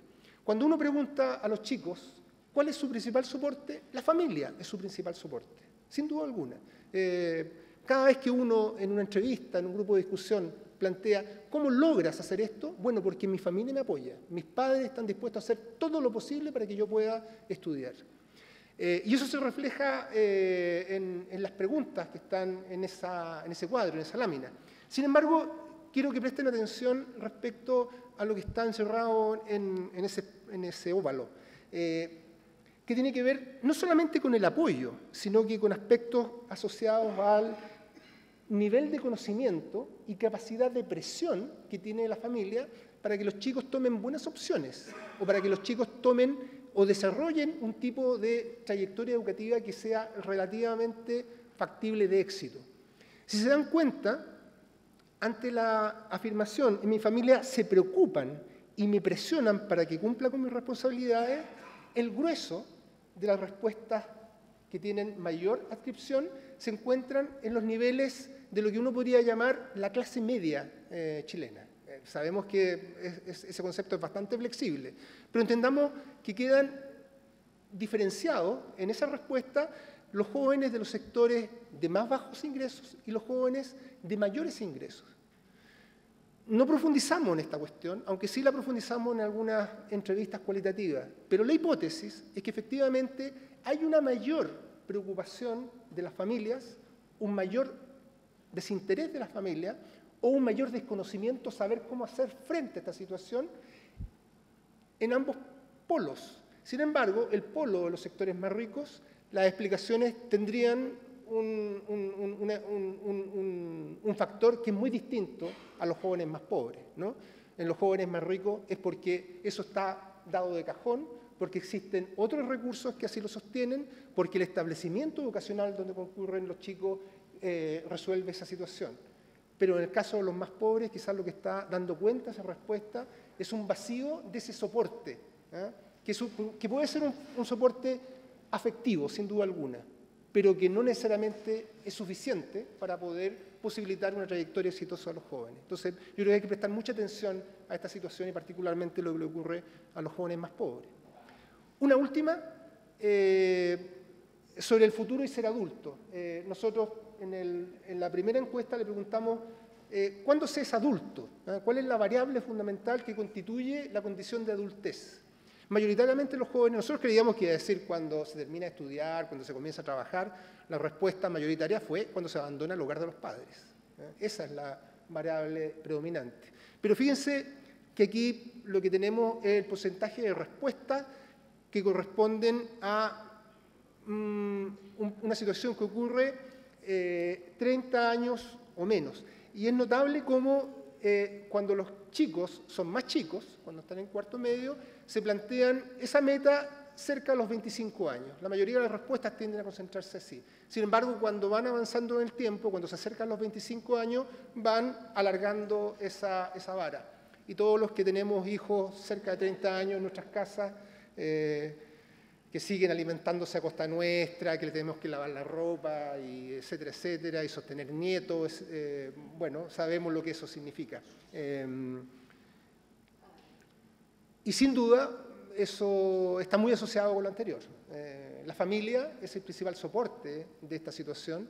Yo no sé cómo eso se traduce en política, pero por lo menos habría que darle un homenaje en este caso. Muy brevemente, entonces, las tensiones de la educación media técnico-profesional. La educación media técnico-profesional tiene una tensión de este doble propósito, ¿no? De ser al mismo tiempo preparar para el trabajo, pero al mismo tiempo para preparar para esta transición hacia la educación superior. Ese es un dilema que actualmente está muy presente y sobre el cual cuesta saber cómo hacerle frente. Y las políticas curriculares, por ejemplo, que se han implementado en los últimos años, creo que no han dado cuenta adecuadamente de esa situación. y además la educación media técnica y profesional tiene una tensión de sentidos de disputa, si es un aporte al desarrollo o una política compensatoria social. Creo que en la mesa de la mañana ese tema fue claramente planteado. Los jóvenes tienen altas aspiraciones de continuidad de estudio, pero tal como intenté mostrar, sus trayectorias y sus perspectivas de trayectoria tienden a ser bastante diferenciadas, más largas, con combinación de periodo de estudio y trabajo. Eso debe movernos a reflexionar sobre políticas, el valor del título de educación técnico a nivel medio, la pertinencia de las prácticas profesionales que demandan tiempo, recursos y que no necesariamente son funcionales a lo que los jóvenes están realizando en la actualidad. Y una pregunta que saca roncha en la gente del sistema educativo, pero es la pertinencia de un sistema de educación media técnica y profesional en la actualidad tal como lo conocemos, ¿no? Que yo creo que es una pregunta que no podemos escabullir. De la misma manera como no podemos escabullir el hecho de que la educación para el trabajo es una necesidad también en la modalidad científico-humanista. Y por lo tanto yo creo que lo que hay que reflexionar es sobre el lugar de la educación para el trabajo en la enseñanza secundaria, como una herramienta que permita el desarrollo de sujetos autónomos con capacidad de toma de decisiones de manera mucho más integral. Lo que sí creo que requiere un debate urgente es un sistema como el actual, que es altamente segmentado y que de manera reiterativa hace que la educación media técnica y profesional se asocie a una educación de segunda para los jóvenes más pobres. Eso creo que no es sostenible. Lo que tenemos que concebir más bien es una educación técnica de calidad sobre la cual tenga que ver más bien con opciones e intereses vocacionales y no una educación que esté asociada a la condición socioeconómica de la familia. Lo último, que es algo que ya ha salido innumerables veces, cómo se logra la articulación entre educación media técnica profesional y educación técnica superior. Lo que vemos en la trayectoria de los jóvenes es evidente que es una necesidad de discutir de políticas. Y bueno, por eso, sobre eso se habló bastante ya en la mañana y yo ya me pasé suficiente tiempo. Muchas gracias.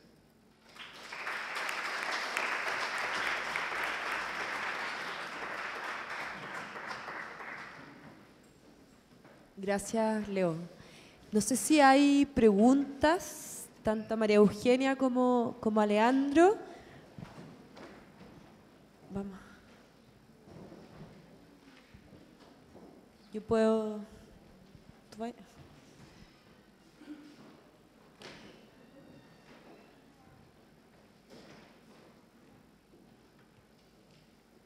Ya, esto es una para ti. Pero... No sé si hay alguna otra pregunta que quizás mientras Leandro responde.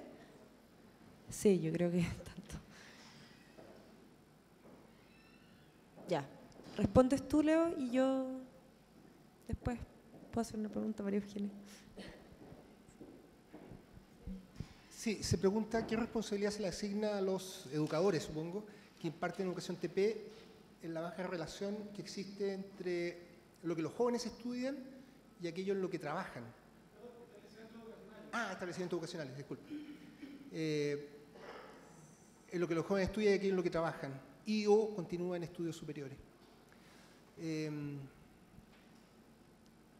Yo creo que los establecimientos vocacionales, ahí yo me hago parte más bien del gremio, hacen lo que pueden, ¿no?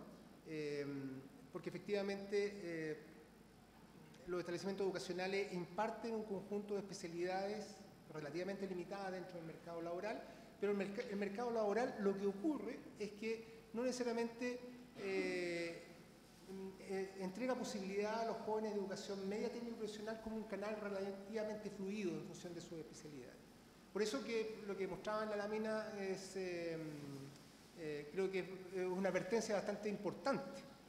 No hay un reconocimiento en el mercado laboral de una especialidad media técnico profesional.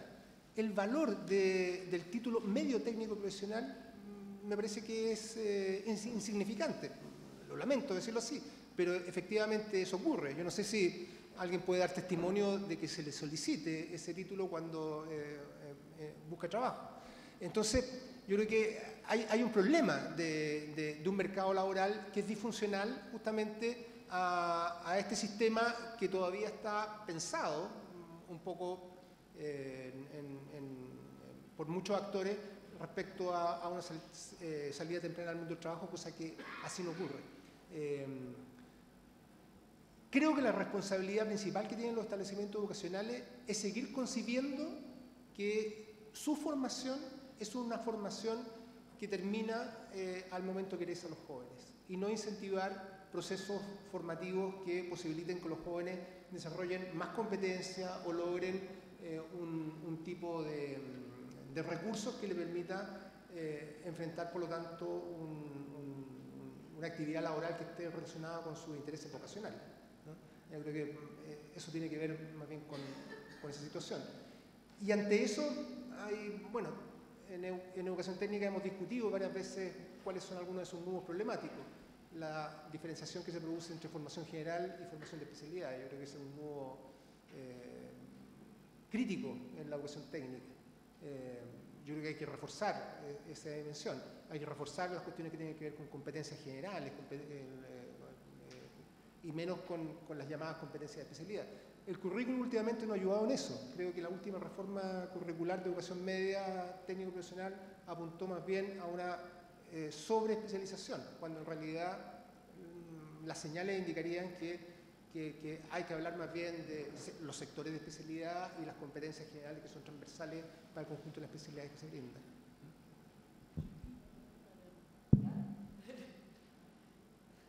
Tengo una pregunta para Leandro. A mí me interesan las trayectorias yo-yo, esas trayectorias de entradas y salidas de los, sobre todo recorridas por jóvenes de la educación técnica. Como mostrabas, lo que me interesa es, tienen más información, pues porque se trata de un estudio longitudinal, tienen informaciones sobre las duraciones, sobre las razones de esos tránsitos distintos que construyen. Pregunto también esto porque, por ejemplo, sobre esa base de entradas y salidas se fueron construyendo dispositivos distintos, por ejemplo, de orientación en Francia. Algunos eran dispositivos de reorientación, otros de inadecuación de las competencias, otros de precariedad y precarización, bajo salario. Digo, entonces, las entradas y salidas de las trayectorias de estos jóvenes necesitan seguramente respuestas distintas en función de la duración. Algunos es simplemente una cuestión transicional, de desempleo transicional o de... Pero, entonces, ¿tienen información sobre eso? ¿Se puede indagar sobre la encuesta o han indagado en la encuesta sobre la duración, la simultaneidad de las situaciones en otras esferas de la vida? Es algo que me interesa, que pude hacer yo, así, pero en cualitativo, así que me interesa en cuánto. Sí. María Eugenia, te invitamos justamente para que nos ayudara en eso, porque efectivamente, justamente tenemos una base de información, pero cuyo análisis en profundidad no lo hemos realizado. Lo que sí puedo decir es que esas trayectorias yo-yo están sustentadas en, yo diría, dos cosas fundamentales. Una, la desorientación vocacional de los jóvenes. O sea, corresponde por lo general a jóvenes que han optado o han sido canalizados en especialidades que posteriormente no corresponden con sus intereses vocacionales y por lo tanto hay un desinterés en la continuidad de estudios y muchos de esos jóvenes finalizan sus estudios casi por inercia, ¿no?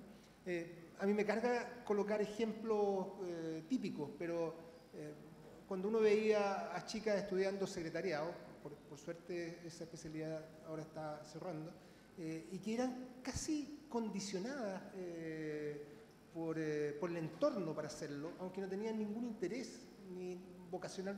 Bueno, esa chica, lo que posteriormente ocurre justamente es un momento que hay que definirlo temporalmente, donde están en búsqueda de otras cosas y donde no necesariamente esa búsqueda logran una reinserción o una reorganización en lo inmediato y por lo tanto por eso se produce esa trayectoria yo-yo. Yo creo que hay un campo muy importante. La consecuencia, a propósito de lo que tú dices de los dispositivos, es que creo que en la orientación vocacional existe mucha debilidad en nuestra institucionalidad. Existen, creo, muy débiles los establecimientos vocacionales, existen instrumentos públicos de acceso vía internet, por ejemplo, pero yo creo que sobre los cuales existe baja consulta, en general por parte de los jóvenes, o no saber cómo consultarlo, que es un poco lo que salió en algunas presentaciones. Y yo creo que lo otro es el mercado laboral, porque en la medida en que estos jóvenes egresan con una baja calificación o un bajo reconocimiento del mercado laboral, sus posibilidades de la actividad laboral son limitadas y son por lo generalmente bastante frustrantes. Y entonces hace que sus experiencias laborales tienden a ser también de muchos saltos. Entonces yo creo que la experiencia de lo que llamamos como estas trayectorias de saltos o yo-yo, tienen que ver justamente con la ausencia de estos dos dispositivos fundamentales. Uno que tenga que ver con orientación vocacional y otro que tenga que ver con una posibilidad de construir, aunque sea dentro de la precariedad, una trayectoria laboral que sea factible de construir un sentido laboral de los jóvenes. Ya, 2 preguntas más y le doy la palabra a Óscar para que cerremos, en honor al tiempo. Una pregunta para el Leo: ¿cuál sería el valor de marco de cualificaciones para la articulación si los estudiantes de la educación media técnico-profesional no escogen, solo rigidizaría sus trayectorias? Y yo tengo una pregunta para ti, María Eugenia, no sé si te voy a desviar un poco, tiene un poco que ver también con mis propios intereses, pero de repente si es que nos pudieses compartir algunas claves o inquietudes respecto a la relevancia y también la reconstitución de la dimensión de género en la mirada de las trayectorias de los jóvenes. Pensando en que en general en Chile tendemos a mirarlo, sobre todo en el caso de la educación media técnico-profesional, como un problema restringido a la reproducción de los roles de género. Entonces quizás si es que nos pudieras dar algunas cosas que te parecen relevantes para ampliar un poco esa discusión. Vamos a dejar que María Eugenia cierre este evento. María Jesús, ya sabes sobre qué está haciendo su tesis, María Jesús. No, sobre la pregunta sobre el marco de cualificaciones, yo creo que no hay que sobredimensionar los instrumentos. O sea, el marco de cualificaciones es un instrumento que posibilitaría... Bueno, esto es un mito, porque yo vengo escuchando sobre marco de cualificaciones de hace 20 años y todavía no conocemos un marco de cualificaciones acá en Chile. Pero posibilitaría más bien la regulación de un sistema, la posibilidad de articulación de un sistema de educación media técnico profesional. Pero es un instrumento que posibilita un determinado organización de sistemas. Pero eso hay que asociarlo a otras dimensiones. Si es que tenemos un marco de cualificaciones y tenemos establecimientos y docentes que siguen canalizando a los estudiantes en una perspectiva, no sirve de nada. O sea, hay que pensar el sistema de una manera sistémica. Entonces, desde ese punto de vista, sí posibilitaría una mayor, particularmente el poder hacer frente a este desajuste curricular que existe entre la enseñanza media, la enseñanza secundaria, un sistema de formación para el trabajo y posibilitar, por lo tanto, una organización del sistema técnico profesional en su conjunto. Pero eso tiene que estar asociado a una serie de otros instrumentos o dispositivos que permitan, por lo tanto, que los jóvenes tengan la mayor cantidad de información, la mayor cantidad de elementos de juicios para sus opciones inmediatas y las opciones sucesivas que puede seguir a lo largo de su trayectoria. Porque, entre otras cosas, las trayectorias en este campo no tienen por qué ser lineales, no tienen por qué ser una opción que se toma en un momento y la imposibilidad de un joven de optar por otra alternativa. Lo que sí tenemos que asegurar que lo acumulado por esos jóvenes tenga un valor en sí mismo y sus opciones posteriores tengan que ver con la posibilidad efectivamente de una mejor inserción y que lo anterior no sea simplemente una pérdida de tiempo, como por lo general ocurre con los jóvenes en la actualidad. No solamente una pérdida de tiempo, sino que una pérdida de recursos económicos súper significativa, sobre todo cuando estudian en educación superior. Sí, la dimensión de género es muy importante en las trayectorias. Sí, primero eso. A mí me parece que la dimensión de... Nunca hice una entrada prioritaria por la cuestión de género en todos los análisis que hice. Pero las maneras en que puedo abordarle, y pienso que hay que abordar las cuestiones de géneros, tienen que ver con la misma perspectiva que presentaba con respecto a otros factores, que son fuente de desigualdad. Y que tiene que ver con tener una mirada dinámica de la cuestión de género en las trayectorias, y no reducir la cuestión de género a una pertenencia de origen. En el sentido de que el género, hace no mucho estuve trabajando en un pequeño proyecto que ha dado un artículo sobre las trayectorias justamente de formación y de trabajo de jóvenes mujeres muy vulnerables que pasan por un dispositivo en Quebec que se llama Ma Place au Soleil, bueno, Mi lugar en el sol, se llama el dispositivo, que es un dispositivo para reintegrar a jóvenes de clases pobres de Canadá en la formación para que después puedan insertarse en el mercado de trabajo. Y el género funciona de maneras distintas a distintos momentos de la trayectoria, porque el género, bueno, además de ser una condición de origen, que además puede cambiar.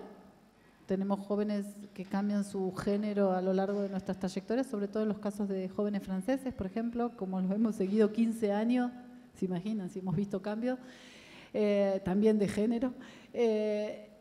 Bueno, primero eso, puede cambiar. Segundo, en Canadá el género durante el transcurso, a diferencia de otros países, durante todo el transcurso educativo de petite enfance, pequeña guardería, pequeña infancia, preescolar, primaria y secundaria, ser mujeres es una ventaja en la escuela, porque el sistema educativo está construido sobre ciertos estereotipos que favorecen las actitudes de género femenino.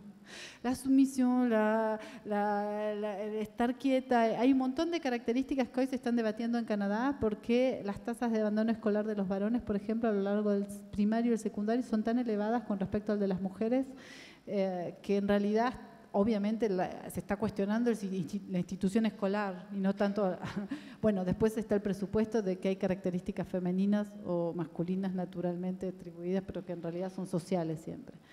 Entonces, con respecto al género, las veces en que pude observarlo fueron observar no solamente cómo afecta, sino cómo ese mismo rol de género puede cambiar a lo largo de la trayectoria asociándose de vuelta con otros factores.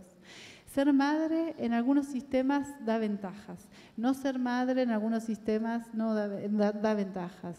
En el sistema francés puede llegar a ser un problema. En el sistema canadiense, un sistema construido sobre la familia, la política pública, la paternidad y la maternidad es una ventaja para las trayectorias laborales y para el retorno después de la paternidad a la maternidad. Entonces, a mí me parece que hay que analizarlo de la misma manera que yo analizo también los otros factores, es mi punto de vista. Cómo en realidad en un momento un factor se vuelve una ventaja o una desventaja. ¿Cuál es el nivel de desigualdad que crea cuando es una desventaja? Y a costa de qué se convierte también en una ventaja. Entonces, en otros momentos de las trayectorias. ¿Y qué dispositivos ayudan a construir eso? Porque en definitiva la construcción individual y social que tienen los individuos que construyen sus trayectorias respecto al género y a su lugar de mujer, de varón, de trans u otro, tiene también que ver con la construcción y la legitimación social que existe de esa identidad de género. Entonces, a mí me parece que de vuelta hay que incorporarlo como esos factores de manera dinámica, de vuelta, no esencializar. A mí, yo escapo terriblemente tanto la cuestión del origen social o como de género a esencializar y solamente observar, utilizar los uso, vieron mis PowerPoint, pero a esencializar y solamente mirarlo en un solo momento de la trayectoria, al comienzo, y después dar de base que eso tiene un efecto duradero en el tiempo que no cambia. Y yo he visto que sí cambia, así que de vuelta. Mi perspectiva es más dinámica con respecto a eso. Muchas gracias, María Eugenia. Ahora sí, Óscar. Bueno, Óscar junto a Leo, a Leandro y a la María José Valdebenito lideran la investigación que nos convoca en este seminario. Así que, Óscar. Gracias, María Jesús. Bueno, tengo dos instrucciones de Leo. Una es dar las gracias y la otra es hacerlo muy brevemente. De hecho, yo soy la última barrera entre ustedes y el cóctel que está esperando ahí fuera. O sea que vamos a ir rapiditos. Solamente no voy a hablar de lo que se ha hecho hasta ahora porque lo han presentado de manera excelente los ponentes que teníamos hoy. Voy a hablar un poquito de lo que queremos hacer un poquito más adelante. Este encuentro de hoy es simplemente un primer paso. Un primer paso y una oportunidad para encontrarles a ustedes. Y ustedes son muy importantes en esta investigación, porque un aspecto a tener en cuenta es que todo el trabajo que nosotros hemos hecho es financiado con fondos públicos. La investigación es financiada con fondos públicos y hay la esperanza de que esta investigación que estamos haciendo algún día sea de alguna utilidad para alguien. Y esos alguien son ustedes. Son ustedes, son los jóvenes, son aquellos que toman decisiones en el día a día, en la práctica educativa y en las decisiones en los establecimientos, los gobiernos locales y nacionales. Y hemos de encontrar fórmulas de trabajar con ustedes alrededor de los resultados de esta investigación. Por eso esto es simplemente un primer paso. Y un primer paso, naturalmente, como todos los primeros pasos, muy insatisfactorio. Porque en todos estos días, en ningún momento he escuchado su voz.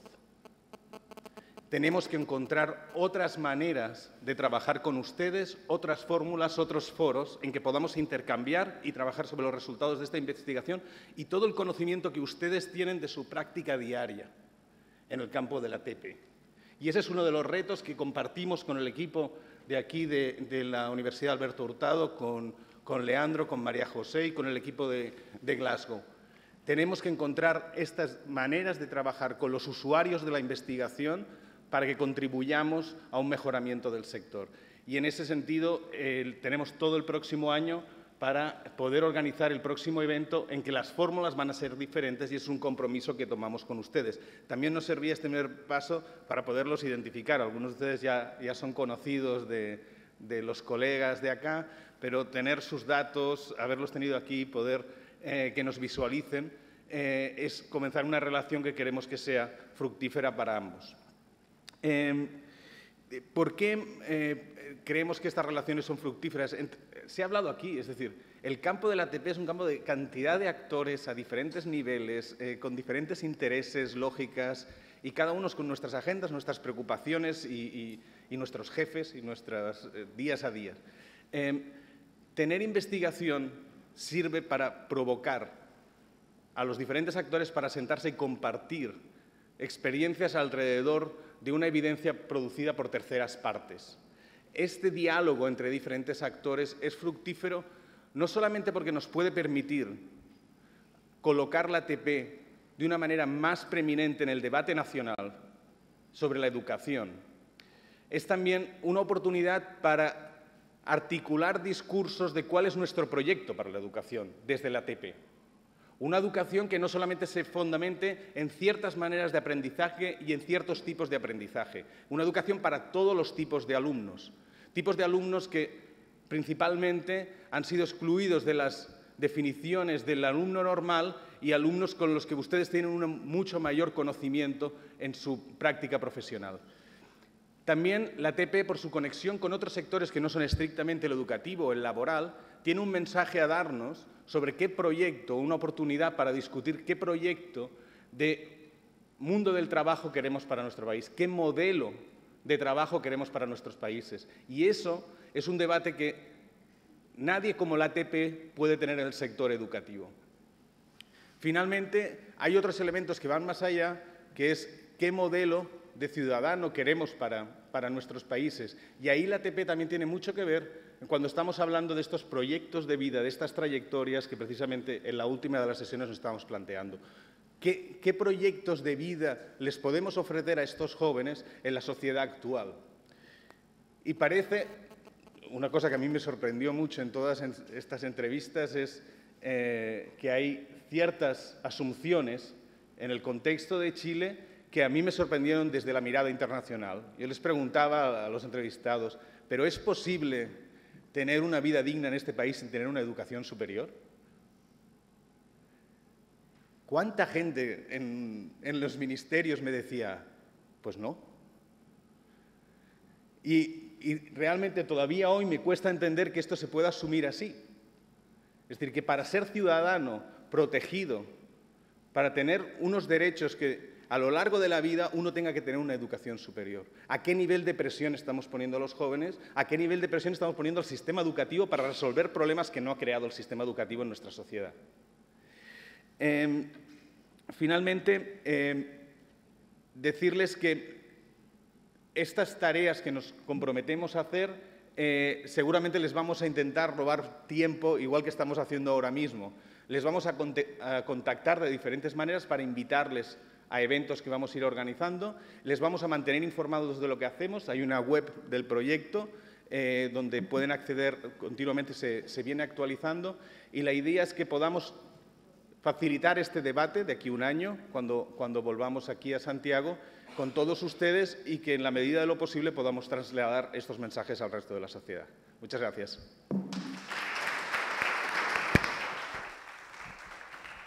Muchas gracias, Óscar. Gracias a María Eugenia y al Leo. Y ahora sí los invitamos a un cóctel afuera. Muchas gracias por la asistencia y la paciencia también de la hora.